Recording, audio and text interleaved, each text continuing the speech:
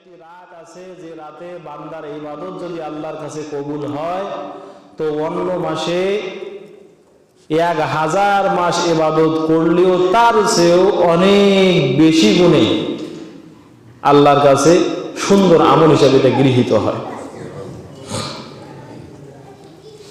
এই মাসের মহত্ব সম্পর্কে আল্লাহর নবী মুহাম্মদ সাল্লাল্লাহু আলাইহি ওয়াসাল্লাম মিশকাতুল মাসাবি কিতাবুস সিয়াম এই অধ্যায়ের ফসলুল আউয়ালে হাদিস এনেছেন।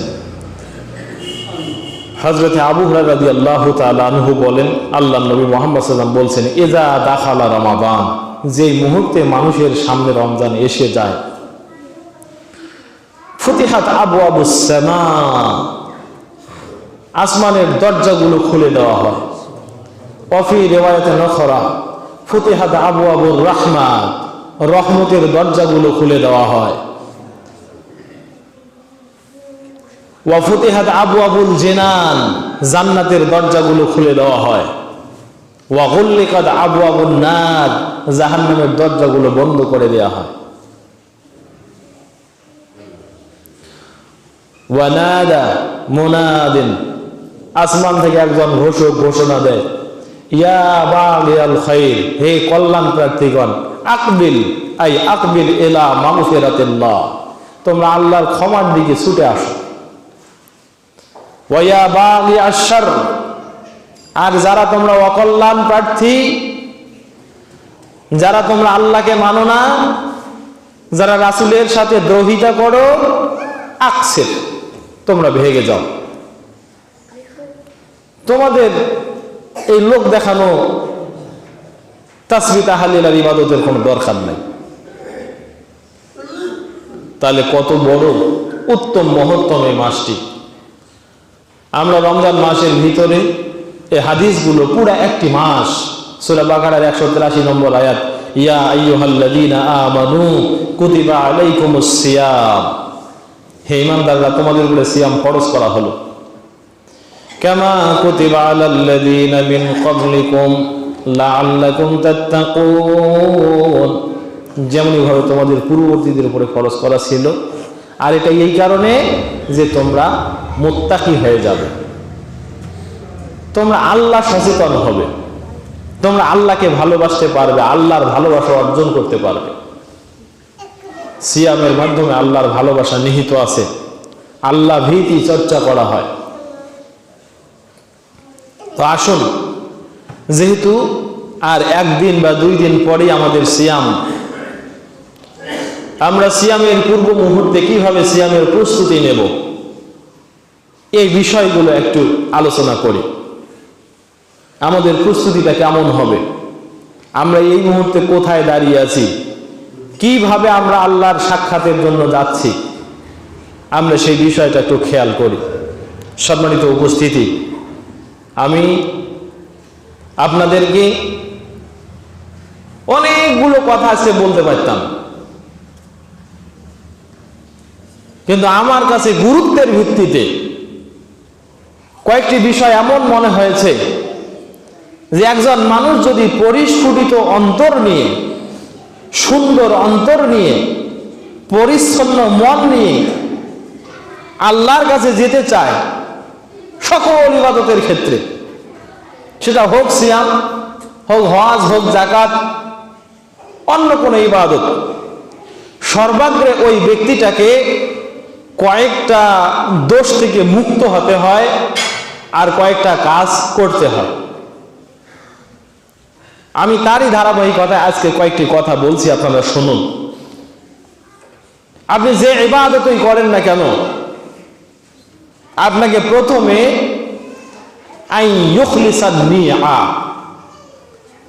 আপনাকে আপনার অন্তরটা পরিশুদ্ধ করতে হবে। আপনার নিয়ত শুধুমাত্র, একমাত্র, কেবলমাত্র লিওয়াজহিল্লাহ, আল্লাহর সন্তুষ্টির জন্য হতে হবে। ধরে থাকবেন এই কথাটা, আমাদেরকে প্রথমে কি করতে হবে, নিয়ত পরিশুদ্ধ করতে হবে। যে সিয়াম আমরা পালন করছি, পালন করতে যাচ্ছি, আবু হুরায়রা রাদিয়াল্লাহু তাআলা আনহুর হাদিস কিতাবুস সিয়ামে, ফসলুস সালিসে হাদিসটি এসেছে, মান লাম ইয়াজমা'আস সিয়ামা ফালা ক্বাবলা ফজর ফালা সিয়াম আলাহ। কোন ব্যক্তি যদি ফজর উদিত হওয়ার আগে সিয়ামের নিয়ত না করে তার সিয়াম হয় না। এই হাদিস সহিহ।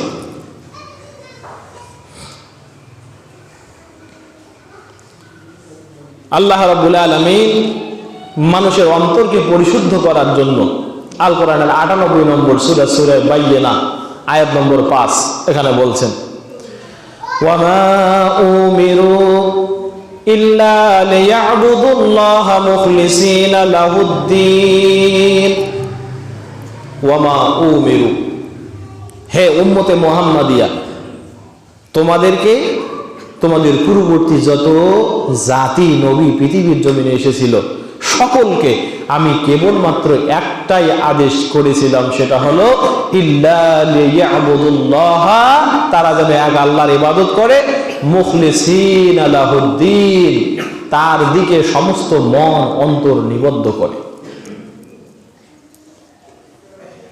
মানুষের ইবাদত হবে শুধুমাত্র আল্লাহর জন্য। এখন তো মানুষ ইবাদত করে, নামাজি নামাজ পড়ে, সমাজের মানুষ তাকে নামাজি বলবে এই কারণে। যারা যাকাত দেয়, যাকাতের কথা বলতে গেলে তো ওই যাকাত দানকারীর উপরে করুণা করতে ইচ্ছা করে। যারা দান সাদকা দেয় তাদের কথা বলতে গেলে মনে হয় এই পৃথিবীর জমিনে যে পরিমাণে রিয়া প্রদর্শন করে আর এইটার যে ক্ষতি, এটা যদি আমরা সচক্ষে দেখতাম তাহলে আমাদের দুনিয়ার থাকাতে ইচ্ছা হইতো যে আমার 10টা শুদ্ধ আমল তাকে দিয়া অন্তত জাহান্নাম থেকে বাঁচাই। কিন্তু আখিরাতের জমিনে এই সুযোগ থাকবে না। তার কারণ ওই যাকাত দানকারীর ইচ্ছা যে সামনে ইলেকশন আছে, আমি এই মুহূর্তে মানুষের মন যাচাই করি, ইয়াসরিফা ইলাইহি উজুহুন নাস, সে মানুষের মন তার দিকে রুজু করতে চায়। অথচ আপনি যদি কারো মন রুজু করতে চান তিনি হবেন আল্লাহ। গতদিন আমি একটা মাহফিল একটা কথা বলছিলাম, আল্লাহ তাআলা সূরা বনী ইসরাঈলের একটা আয়াতে বলছেন, কুল্লি ইবাদিয়াল্লাযীনা আমানু, হে নবী আপনি আমার ঈমানদার বান্দাদেরকে বলেন, ইউকিমুস সালাত, তারা যেন সালাত আদায় করে, ওয়া আনফাকু মিম্মা রাযাকনাহুম ওয়া ইউনফিকু মিম্মা রাযাকনাহুম সিররান ওয়া আলানিয়াতাম মিন ক্বাবলি ইয়াউমুন লা বাইউন ফীহি ওয়ালা খিলাল। আর তাদেরকে বলেন তারা যেন দান করে ওই দিন আসার পূর্বে যেদিন তার কোনো ব্যবসা থাকবে না, কোনো বন্ধু বান্ধব থাকবে না। আমি একটা পড়ার পরে ওই মাহফিলে বলেছিলাম যে দেখেন আল্লাহ তাআলা সমানভাবে নবীকে আদেশ করছেন, ইউকিমুস সালাত, নবী আপনার উম্মতদেরকে বলেন তারা যেন সালাত কায়েম করে। তো সালাত কায়েম করা ফরজ না? এটাই তো জানছেন। দান করাও যে ফরজ ওটা ওই আয়াতে আছে, ওয়া ইউনফিকু মিম্মা রাযাকনাহুম সিররান ওয়া আলানিয়া, তারা যেন প্রকাশ্যে কিংবা গোপনে ব্যয়ও করে, দান করে, ইনফাক ফি সাবিলিল্লাহ। এখন দান আল্লাহর পক্ষ থেকে দেওয়া মানুষের উপরে একটি ফরজ ইবাদত।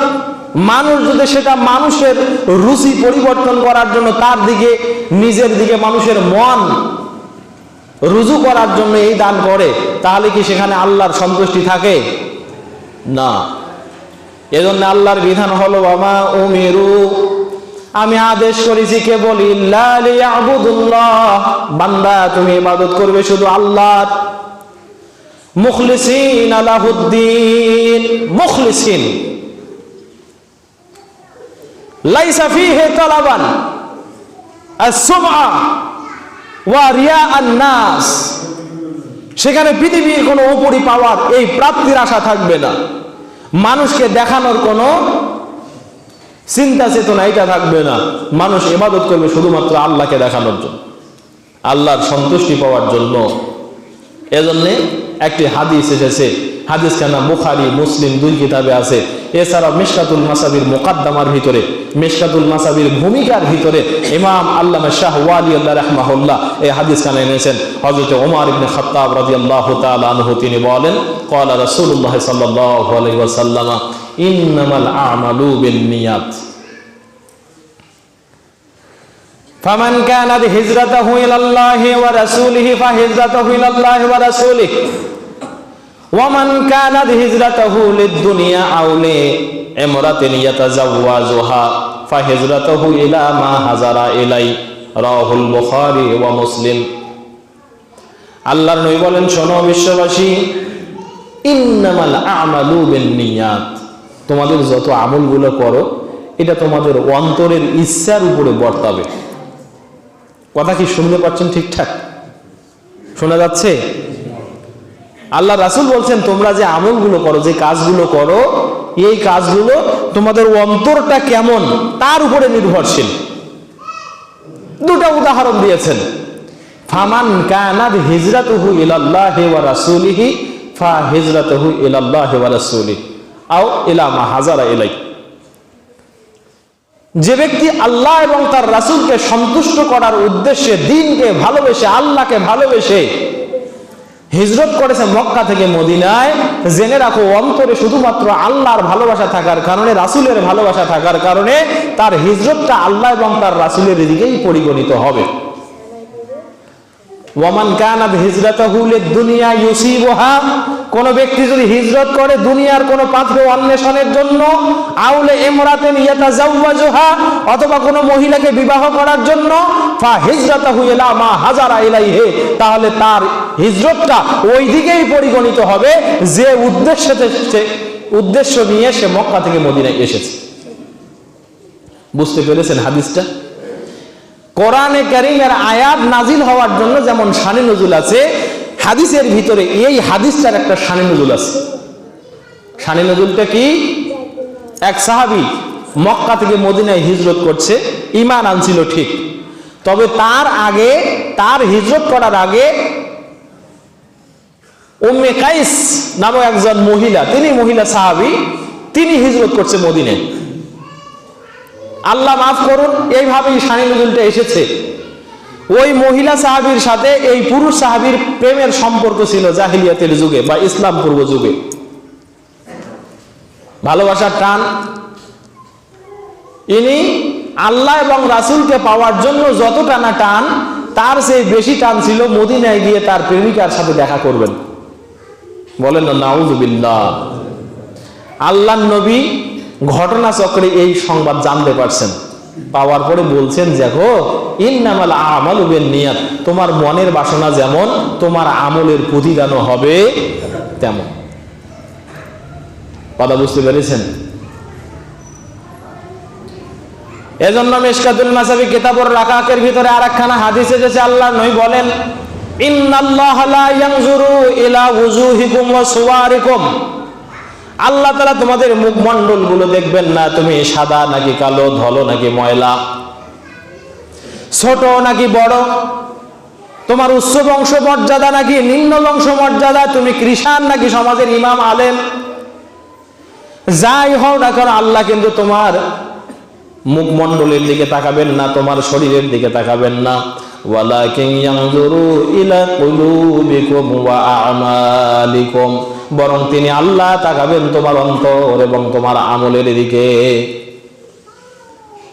আল্লাহ তাকাবেন কিসে? অন্তর, প্রথমে অন্তর। ওয়ালাকিন ইয়ানজুরু ইলা কুলুবিকুম, আল্লাহ তোমাদের অন্তরগুলো দেখবেন, আল্লাহ তোমাদের আমলগুলো দেখবেন।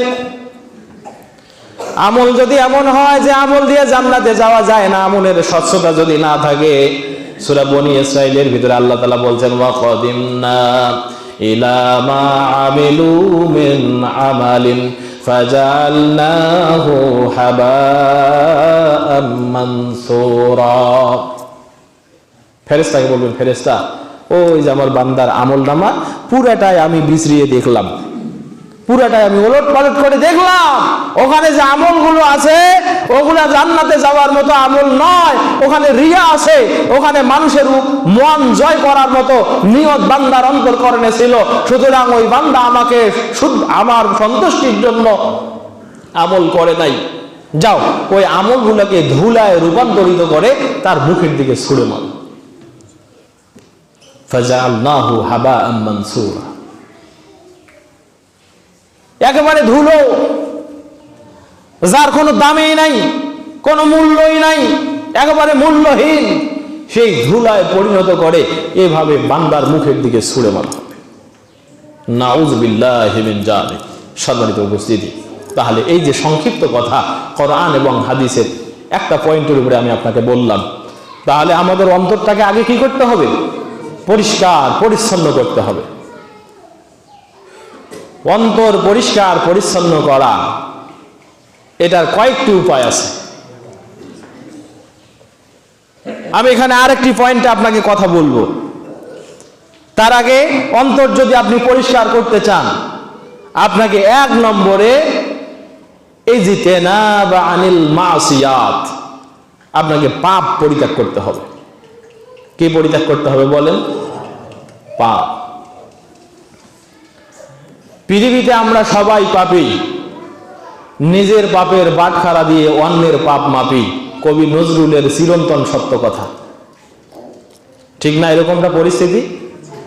আমরা সবাই পাপ করি, কিন্তু মনে করি আমি আর কি পাপ করি, আমার চেয়ে ওই বেশি বড় পাপ করে, আমার চেয়ে ওই বেশি বড় পাপী, আমি আর কি পাপ করি, আমি তো মাত্র একটা বিড়ি খাই, মাঝে মাঝে জীবন বাঁচানোর তাগিদে মিথ্যা কথা বলি, হয়তো 2-1টা কটু এসে যায়, এটা বাধ্য হয়ে করি, কিন্তু ও তো অনেক শান্তিতে আছে, ও কেন করে? অথচ আল্লাহ নবীর কাছে হযরতে উকবা বিন আমের রাদিয়াল্লাহু তাআলা আনহু আসলেন, এসে বলছেন, ইয়া রাসূলুল্লাহ মান নাজাত। আল্লাহ নবী বলেন তো, না কথা বলবেন না, আল্লাহ নবী বলেন তো মুক্তি কিসে? উকবা বিন আমের রাদিয়াল্লাহু রাসূল সাল্লাল্লাহু আলাইহি ওয়াসাল্লামের কাছে এসে বলল, ইয়া রাসূলুল্লাহ মান নাজাত আই ফিন নাজা ফি আইয়ি শাইইন নাজাতুম মিনাল্লাহ আই ইতকুম মিনান্নার। আল্লাহ নবী বলেন জাহান্নাম থেকে বাঁচা যায় এইরকম কি কাজ আছে পৃথিবীর জমিনে?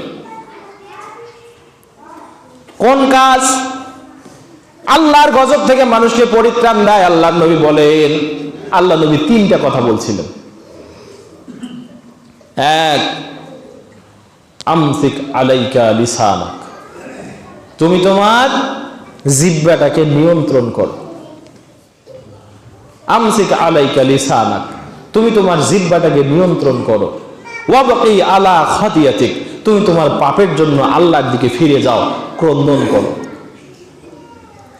তুমি তোমার পাপের জন্য ক্রন্দন করো, তুমি তোমার জিহ্বাটাকে নিয়ন্ত্রণ করো, তুমি তোমার পাপের জন্য ক্রন্দন করো। আর একটা ওয়াসাকা বাইতুক, তোমার বাড়িটাকে প্রশস্ত করো, তোমার বাড়িটাকে প্রশস্ত করো, যেন তোমার গোপন কাজগুলো তোমার সন্তানগুলো না দেখে, যেন তোমার গোপন কথাগুলো তোমার সন্তানগুলো না শোনে, যেন তোমার বাড়িতে একটা মেহমান আসলে তোমার একেবারে অন্দর মহলে যেতে না হয়, একটা মেহমানকে যেন তুমি তোমার প্রশস্ত বাড়িতে উঠানে জায়গা দিতে পারো। এটার নাম হচ্ছে বাড়ি প্রশস্ত করা। এই হাদিসটি কেন শুনালাম? আপনি আপনার পাপ নিয়ে, আমি আমার পাপ নিয়ে আমরা আল্লাহর কাছে অনুশোচনা করি না। আমাদের পাপ থেকে বের হয়ে আসতে হবে। এজন্য বিশ্বনবী মুহাম্মদ সাল্লাল্লাহু আলাইহি ওয়াসাল্লাম কিতাবুল ঈমান, মিশকাতুল মাসাবি কিতাবুল ঈমান ফাসলুস সালিসের ভিতরে হাদিস খানা আসছে। আন আবি হুরায়রা রাদিয়াল্লাহু তাআলা আনহু قال قال رسول الله صلى الله عليه وسلم المجاهد من جاهد نفسه في طاعات الله, ওই ব্যক্তি হলো প্রকৃত মুজাহিদ। মুজাহিদ মানে বুঝেন, যে জীবন এবং সম্পদ নিয়ে, অস্ত্র হাতে নিয়ে আল্লাহর দ্বীন প্রতিষ্ঠা করার জন্য একবারে সামনাসামনি কাফির বেঈমান মুশরিকের সাথে যারা দ্বীন ইসলামকে নিয়ে কটূক্তি করে তাদের সাথে যুদ্ধে লিপ্ত, তাদেরকে বলা হয় মুজাহিদ। নবী রহমতের মুখে বলেন মুজাহিদ, শ্রেষ্ঠ মুজাহিদ হলো ওই ব্যক্তি মান জাহাদা নাফসাহু ফি তাআতিল্লাহ, যে আল্লাহকে সন্তুষ্ট করার জন্য তার নিজের নফসের বিরুদ্ধে যুদ্ধ করে। কাকে সন্তুষ্ট করার জন্য? কার বিরুদ্ধে? নিজের নফসের বিরুদ্ধে। শুরুতে এখানে হাদিস পড়ছিলাম না, হযরতে শাদ্দাদ বিন আউস রাদিয়াল্লাহু তাআলা আনহু তিনি বলছেন, আল্লাহর নবী একদিন বললেন, আল কাইয়ুসু মান দানা নাফসাহু ওয়া আমিলা লিমা বাদাল মাউত। এই সাহাবীরা, তোমরা জানো কি সবচেয়ে বুদ্ধিমান ওই মানুষ যে মানুষ মান দানা নাফসাহু, যে তার নফসকে পাপ থেকে মুক্ত করে, ওয়া আমিলা লিমা বাদাল মাউত, এবং মৃত্যুর পরে কি হবে এটা নিয়ে ব্যস্ত হয়ে থাকে, সব সময় ওই রকম কাজ করে, আল্লাহকে ভয় করে। ওয়ালা আজিস, আর নির্বোধ, মূর্খ, বোকা ওই মানুষটা মান আতবা নাফসাহু হাওয়াহা, যে তার নফসে যেমন চায় এমন কাজ করে। তার নফসে আম্মারা, তার অন্তর্করণ যা তাকে খেয়াল দিচ্ছে ওইটাই করতে থাকে। ওয়ায়াতামান্না আলাল্লাহ, আর এই ধারণা করে আল্লাহ তুমি তো রহমানুর রহিম, তুমি তো কত বড় ক্ষমাবান, আমি যতই পাপ করি তোমার কাছে ক্ষমার তো অভাব নাই, আমাকে মাফ করে দেবা। এরকম বোকা মানুষ আছে না নাই? আরে বাবা, আপনি জানেন বাপের বিরুদ্ধে এই কাজ করলে বাপ ভালোবাসে না। এখন এই বোকা ছেলে যদি মনে করে এই আমারই তো বাপ জন্ম দিয়েছে, সে কি আর আমাকে মারতে পারে, সে কি আর আমাকে বকতে পারে, সে কি আর আমাকে ত্যায্য করতে পারে, যদিও ত্যায্য করা ইসলামী সুলুক নয়, কিন্তু ঘটে না ঘটে সমাজে এরকম ঘটনা।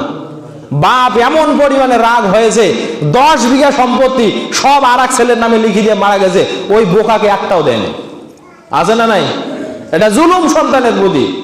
কিন্তু আমি আরেকটা বিষয় বোঝানোর জন্য আপনাকে বলছি, তোমার বাবাও যদি তোমার একটা আমলের কারণে তোমাকে ডিপ্রাইভ করতে পারে তার সমস্ত প্রপার্টি থেকে, তাহলে তুমি যে মালিক তোমাকে সৃষ্টি করেছে সেই মালিকের অবাধ্যতা সারা জীবন ভরে দিয়ে জীবনটাকে নষ্ট করে দিলা, আবার বোকার মতো আশাও করো যে আমি যতই পাপ করি আমার আল্লাহ আমাকে ক্ষমা করে দেবে। এর মতো বোকা পৃথিবীর জমিনে আর দ্বিতীয়টা নাই। এটাই হচ্ছে রাসূলের ভাষ্য, এটাই রাসূলের ভাষ্য, যে পাপও করে আবার আল্লাহর ক্ষমারও আশা করে। সম্মানিত উপস্থিতি, যে কথা বলছিলাম, তাহলে আমাদেরকে পাপ থেকে বের হয়ে আসতে হবে। আর সবচেয়ে বড় মুজাহিদ রাসূলের পরিভাষায় সে যে নিজের নফসকে আল্লাহর সন্তুষ্টির জন্য একেবারে রুজু করে দিয়েছে, পৃথিবীর কোনো পাপের দিকে সে ফিরে যায়। এরপরে নবী এইটুক বলে শুধু থামেন নাই, আবার বলছেন ওয়াল মুহাজির মান হাজারা। এই মুহাজির হলো ওই ব্যক্তি, মান হাজারা মিনাল মাসিয়াতি ওয়াজ যুনুব, যে পাপ গুনাহ এগুলা থেকে সর্বদাই বিরত থাকে, এটা হলো মুহাজির, হিজরতকারী। আমরা হিজরত করতে বুঝি কি? হিজরতের আরবি একটা সংজ্ঞা হলো জুলুমের রাজ্য থেকে শান্তির রাজ্যে আল্লাহর ইবাদত করার জন্য চলে যাওয়া, অন্য কোনো উদ্দেশ্যে কিন্তু নয়। তো রাসূল বলছেন তোমার সবচেয়ে বড় হিজরত হলো তোমার নফসের বিরুদ্ধে হিজরত। আরেকটি হাদিস এসেছে তিরমিজির ভিতরে, আল্লাহ নবী একদিন একটা যুদ্ধ থেকে ফিরে আসলেন, এসে বলছেন সাহাবীরা শোনো, রাজানা মিন জিহাতিল আসগার ইলা জিহাতিল আকবার। তোমরা জানো আমরা ছোট একটা যুদ্ধক্ষেত্রে থেকে ফিরে আসলাম, কিন্তু বড় যুদ্ধক্ষেত্রে ঢুকে গেলাম। মানে এখন আমাদের নফসের বিরুদ্ধে আমাদেরকে বড় যুদ্ধটা করতে হবে। এজন্য আল্লাহ বলেন শোনো, যারা পৃথিবীর জমিনে নিজের মন মতো চলে না, নিজের মন যা চায় সেটা করে না, তাদের জন্য পুরস্কার শোনো, সুসংবাদ শোনো। আয়াতখানা এসেছে সূরা নাজিয়াত 79 নম্বর সূরা 40 এবং 41 নম্বর আয়াত। ওয়া আম্মা মান খাফা মাকামা রাব্বিহি ওয়া নাহান নাফসা আনিল হাওয়া ফাইন্নাল জান্নাতা হিয়াল মাওয়া। এই মায়েরা বোনেরা ভালো করে শুনবেন, আল্লাহ বলছেন এই এতক্ষণ পর্যন্ত যে নফসের কথা বলছি, ওয়া আম্মা মান খাফা মাকামা রাব্বিহি, যে ব্যক্তি তার রবের সামনে দাঁড়াতে হবে এই ভয় পায়, ওয়া নাহান নাফসা আনিল হাওয়া, এবং নিজের কুপ্রবৃত্তিকে, এই কুপ্রবৃত্তি থেকে নিজেকে দূরে সরিয়ে রাখে, ফাইনাল জান্নাতা হিয়াল মাওয়া, তার জন্য একটা বসবাসের জায়গা হবে জান্নাত। আখিরাতে তার বসবাসের জায়গা হবে জান্নাত। এটা এমন একটি শর্ত, কোন মানুষ যদি নিজের নফসের বিরুদ্ধে যুদ্ধ করতে পারে, পৃথিবীর জন্য তার জন্য সুসংবাদ, আল্লাহ তাকে জান্নাতে দিবেন। সে হচ্ছে মুবাশশিরিনা ফিল জান্নাহ,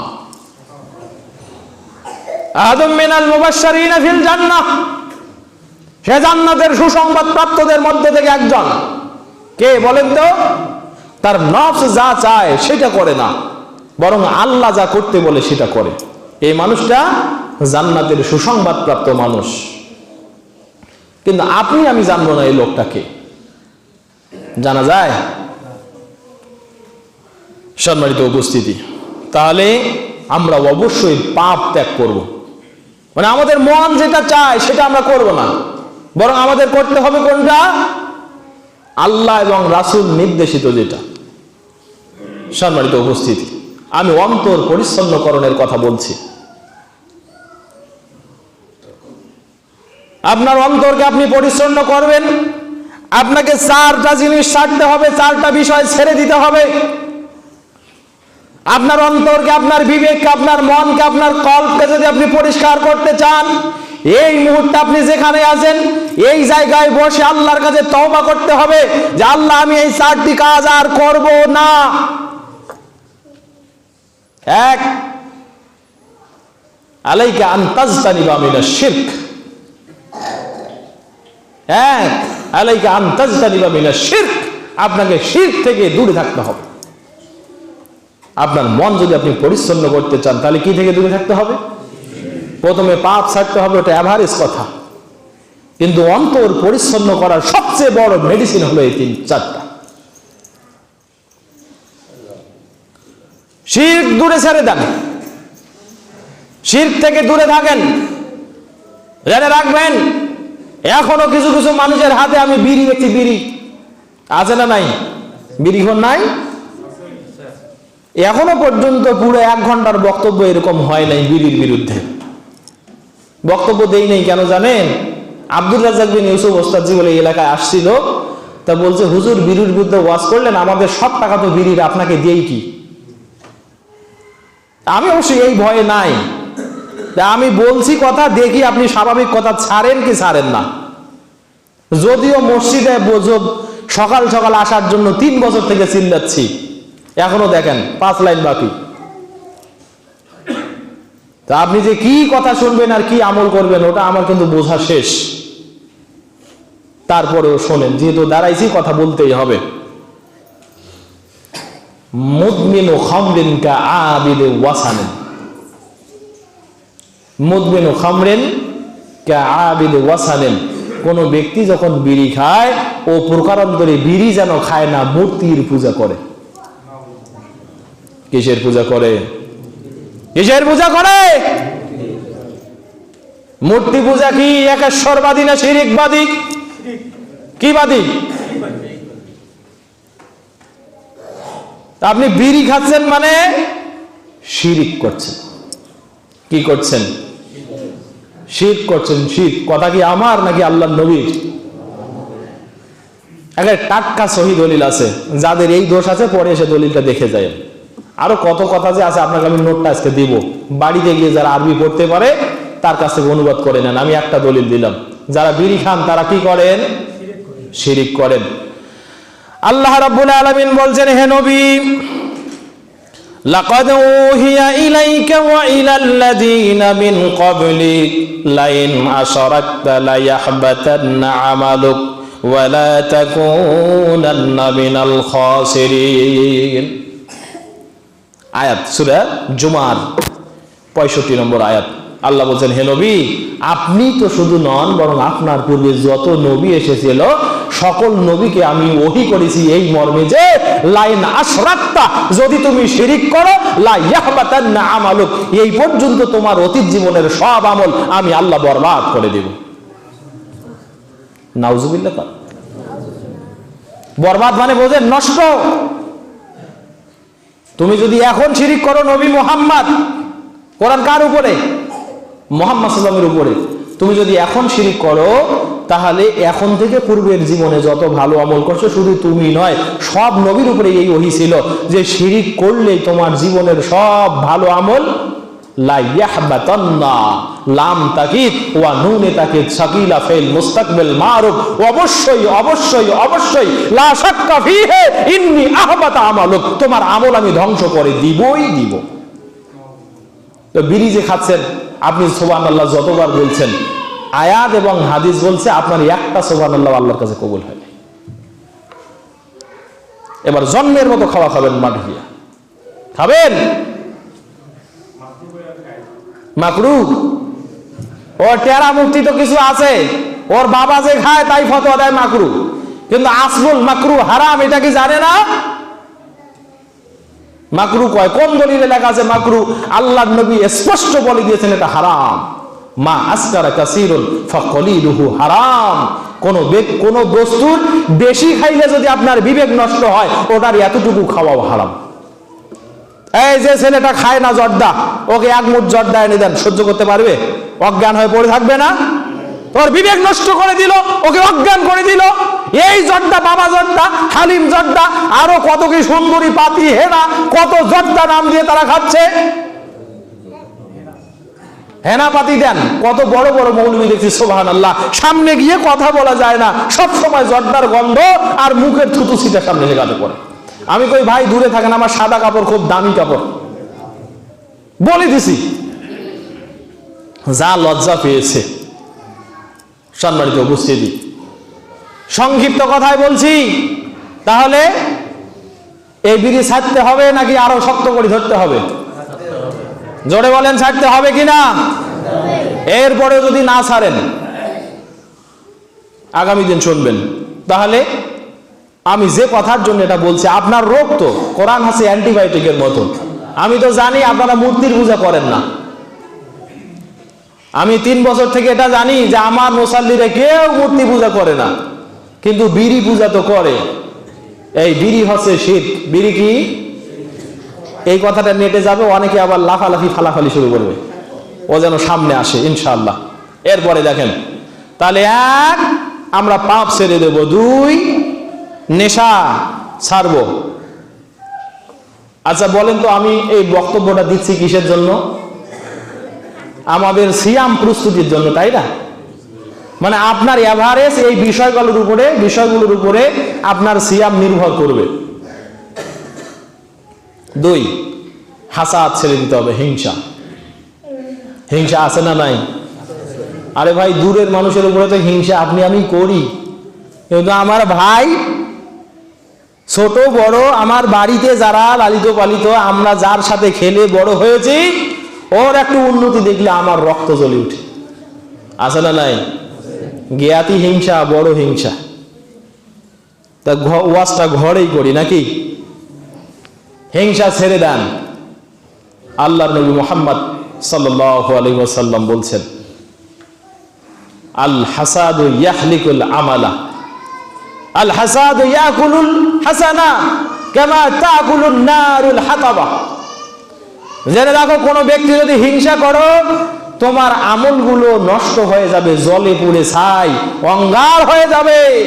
ঠিক তেমনি ভাবে যেমন জ্বলন্ত অগ্নিতে শুকনা কাঠ দিলে জলে পুড়ে ছাই হয়ে যায়।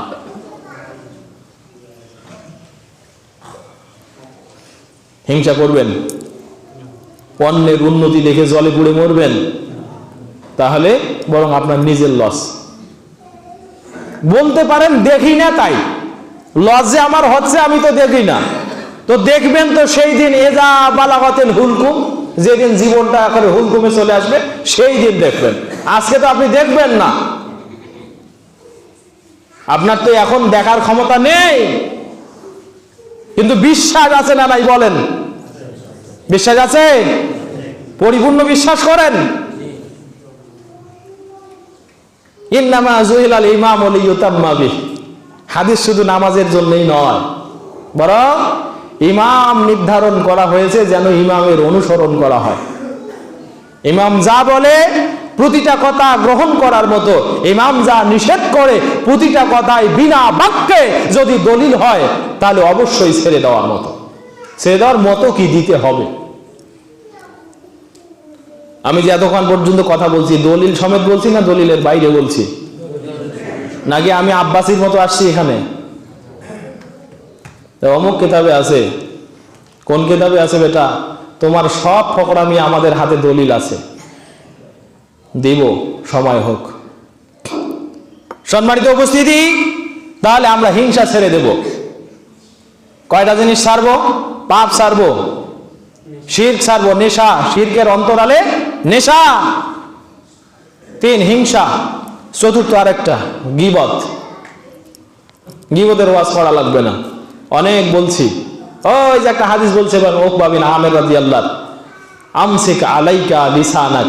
আবু বকর রাদিয়াল্লাহু এসে বলছে, আল্লাহর নবী এই জিহ্বাটা আমাকে ধ্বংস করে, জিহ্বাটা এইভাবে টেনে বের করছে, করে বলছে সাহাবীরা শোনো, আমার এই জিহ্বাটা আমার ধ্বংসের মূল। এই জিহ্বা বড় বেশি কথা বলে, এই জিহ্বা আমাকে জাহান্নামে নিয়ে ছাড়বে, এই জিহ্বা আমাকে ধ্বংস করে দিয়েছে। আল্লাহর নবী বলছেন আমসিক আলাইকা লিসানাক, তুমি তোমার জিহ্বাকে নিয়ন্ত্রণ করো। যেন তেন জিহ্বা চালানো যাবে না, তার যে বন্দুকের গুলি চালাও সেটা ভালো। হয়তো সমাজের মানুষ দেখবে, তোমার বিচার হবে, আর বিচার হলে ওই পাপ থেকে মুক্তি পাবে। কিন্তু জিহ্বা যদি চালাও তাহলে হয়তো এই পাপ তুমি করেছো রক্তের জোরে, আর মানুষ দেখবে না। এটা হলো ইবাদ, হকুল ইবাদ নষ্ট করার মতো। আল হকুল ইবাদ মানে আল্লাহ ক্ষমা করে দিবেন, কিন্তু মানুষ যদি ক্ষমা না করে জাহান্নাম ছাড়া উপায় নাই। তাহলে গীবত ছাড়তে হবে। তাহলে আমরা কয়টা ছাড়লাম? 4টা। এরপরে আরেকটা নেফাকি ছেড়ে দেন, মুনাফিকি। কি ছাড়বো? মুনাফিকি। অনেক সালাফ অবশ্য বলেছেন, কানান নিফাকা ফি আহাদিন নবী সাল্লাল্লাহু আলাইহি ওয়াসাল্লাম লাইসা ফি জামানিনা। নিফাক ছিল রাসূল সাল্লামের যুগে, মুনাফিকি এটা রাসূল সাল্লামের যুগে ছিল, কিন্তু আমাদের সময়ে নেফাকি নাই, যা আছে সব হলো কুফরি। মনে রাখবেন, আসলুন নিফাকি কুফরুন, আসলুন নিফাক কুফরুন। নেফাকের মৌলিকত্ব হলো কুফর, অস্বীকার করা।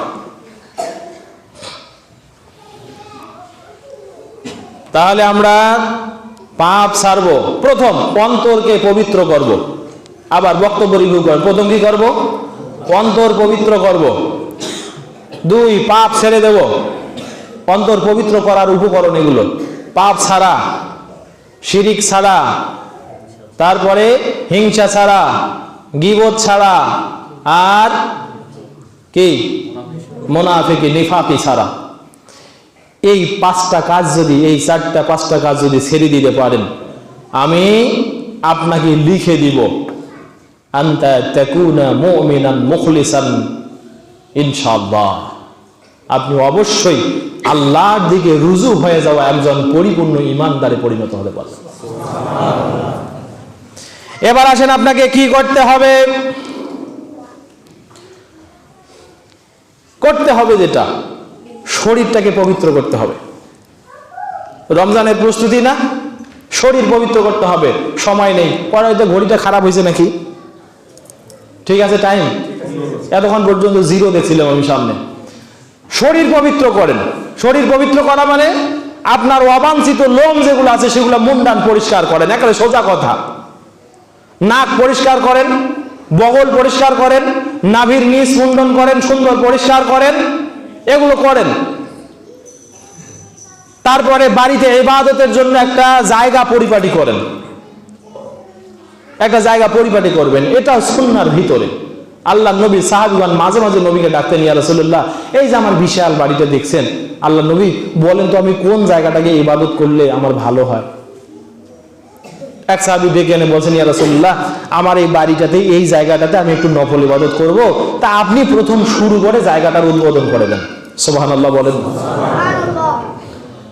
একটা ঘর আপনি নির্বাচন করেন, যে ঘরে আপনার ছোট সন্তানটার কান্না যাবে না, স্ত্রীর ভ্যান বানানি যাবে না, সংসারের সমস্ত জঞ্জাল আপনি একেবারে সব এক পাশে রেখে নিভৃতে ওই ঘরে দাঁড়িয়ে আল্লাহর জন্য ইবাদতে দাঁড়াতে পারবেন, এরকম একটা জায়গা নির্বাচন করেন। রমজান মাসে অধিক পরিমাণে আপনি কোরআন তেলাওয়াত করেন, আপনি নফল দান সাদকা, নফল ইবাদত করেন, নফল সালাত আদায় করেন, রাতের বেলায় 11 রাকাত, 20 রাকাত, 50 রাকাত, 250 রাকাত, যা ইচ্ছা পড়েন, আমার কোনো আপত্তি নাই, তবে সালাতের মানহাজ ঠিক রেখে পড়েন। আপনি পড়েন।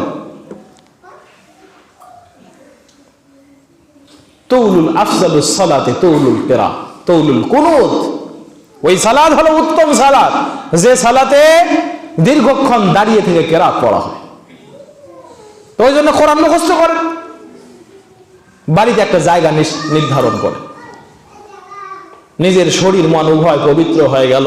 এবার ভাই একটা জটিল ফতোয়া আমি আপনাকে দেব। আমি ফতোয়ার শিরোনাম কোট করছি, সেটা হলো ইকামাতুস সালাতে শর্তুন লিকুবুলিস সিয়াম। ইকামাতুস সালাতে শর্তুন লিকুবুলিস সিয়াম, এবং ইকামাতুস সালাতে শর্তুন লিকুবুলিস সিয়াম, এই কথার অর্থ হলো সিয়াম কবুল হওয়ার শর্ত হলো সালাত আদায় করা। কি করা? এই কথাটা বুঝছেন? তার মানে যার সালাত নাই তার সিয়ামও নাই, যার সালাত নাই তার হজ নাই, যার সালাত নাই তার যাকাত নাই, যার সালাত নাই তার অ্যাটলিস্ট ঈমানও নাই। আপনাকে দুটো হাদিস শোনাচ্ছি, দেখেন। মিশকাতুল মাসাবি কিতাবুল ঈমান ফসলুস আউয়ালে হাদিস একখানা আসছে, হযরতে জাবের রাদিয়াল্লাহু তাআলা আনহু বলছেন, قال رسول الله صلى الله عليه وسلم بين العبد وبين الكفر ترك الصلاة। ঈমানদার এবং কাফের এই দুটার মধ্যে পার্থক্য হলো ঈমানদার সালাত আদায় করে আর কাফের সালাত আদায় করে।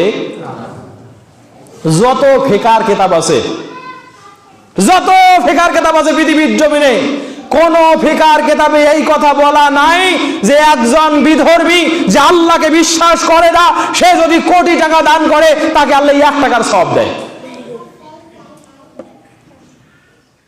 দেখতে পারেন ফিকার কিতাব, সব কিতাবে এরকম কোনো কথা লেখা নাই, বরং সবাই একটা কথা বলেছেন, আমালুস সালিহ লা ইউতাকাব্বালু ইনদাল্লাহ বিলা ঈমানিন।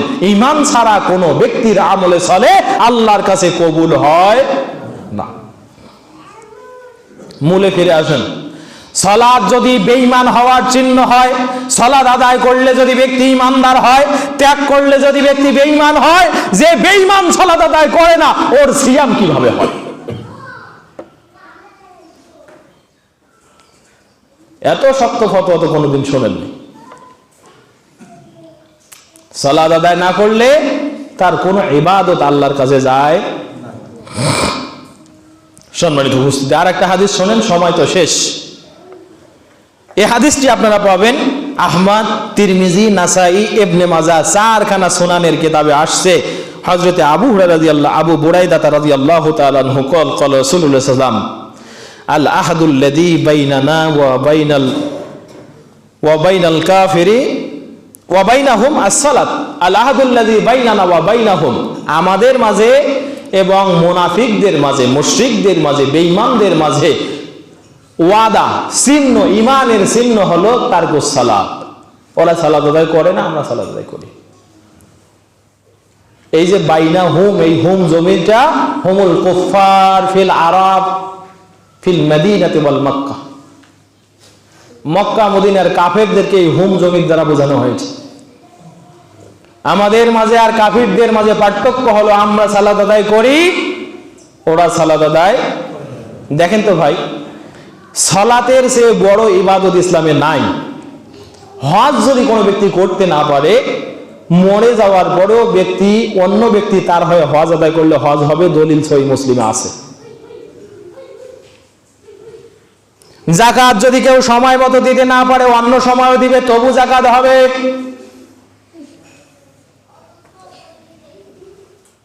সিয়াম যদি আপনি আদায় করতে না পারেন, এই এক মাসে প্রতিটা সিয়ামের জন্য 60 জন মিসকিনকে খাওয়াবেন, আপনার সিয়াম আল্লাহর কাছে কবুল হয়ে যাবে। মানে সিয়াম হাকিকাতান সিয়াম হবে না, কিন্তু একটা সিয়াম পালন করলে আপনি যত সওয়াব পাবেন সব সওয়াব আল্লাহ তাআলা আপনার আমলনামায় দেবে। কিন্তু কোরআন হাদিসে কোথাও এই কথা লেখা নাই যে কোনো ব্যক্তি যদি সালাত ছেড়ে দেয় তাহলে 10 টাকা দান করলে ওই সালাতের সওয়াব তার আমলনামায় হয়ে যায়, এ কথা নাই। সালাতের কোনো রিপ্লেসমেন্ট নেই। সালাত মানে সালাত একাই একটি মৌলিক ইবাদত, অন্য কোন ইবাদতের মাধ্যমে সালাতের পরিপূরকতা অথবা বিকল্পতা যাচাই করা যাবে না। ইসলামে এরকম কোনো বিধান নেই। সালাত যে ত্যাগ করেছে তার একটাই মাত্র দরজা খোলা আছে, কোন ধরনের হাদিয়া, কোন ধরনের জরিমানা না দিয়ে বরং তাকে আল্লাহর কাছে তওবা করতে হবে। কি করতে হবে? এই একটা মাত্র দরজা আছে, তওবা। তওবা ছাড়া সালাত অনাদায়ী ব্যক্তির কোনো মাফি নাই। তাহলে এই যে কোরআন এবং হাদিস, আল্লাহ তাআলা কোরআনে মাজিদের কোথাও নবীকে আদেশ করেন, নবী ওয়ামুর আহলাকা বিজ যাকাত ওয়ামুর আহলাকা বিস সিয়াম ওয়ামুর আহলাকা বিল হজ। বরং সূরা বনী ইসরাঈলের 132 নম্বর আয়াতে আল্লাহ বলছেন ওয়ামুর আহলাকা বিস সালাত, হে নবী আপনার উম্মতদেরকে বলে দেন তারা তাদের সন্তানদেরকে যেন সালাতের আদেশ দেয়। কিসের আদেশ? এতক্ষণ পর্যন্ত দলিল আদিল্লার মাধ্যমে যা বলছি, আপনাকে এই একটা আমল অন্তত ধরতে হবে। কি ধরতে হবে বলেন? সালাত। তাহলে মুরাক্কাস কথা হলো, যার সালাত নাই তার ঈমান নাই। যার সালাত নাই তার কি নাই? ঈমান নাই। আর যার ঈমান নাই তার কোনো ভালো আমল আল্লাহর কাছে গৃহীত হবে। এই জন্য সিয়ামের কবুলিয়াত যদি চান, আজকেই আসরের নামাজে মসজিদ ভর্তি হওয়া লাগবে। সম্মানিত উপস্থিতি, আল্লাহ রাব্বুল আলামিন আমাদেরকে এই খুতবা থেকে শিক্ষা নেওয়ার তৌফিক দান করুন।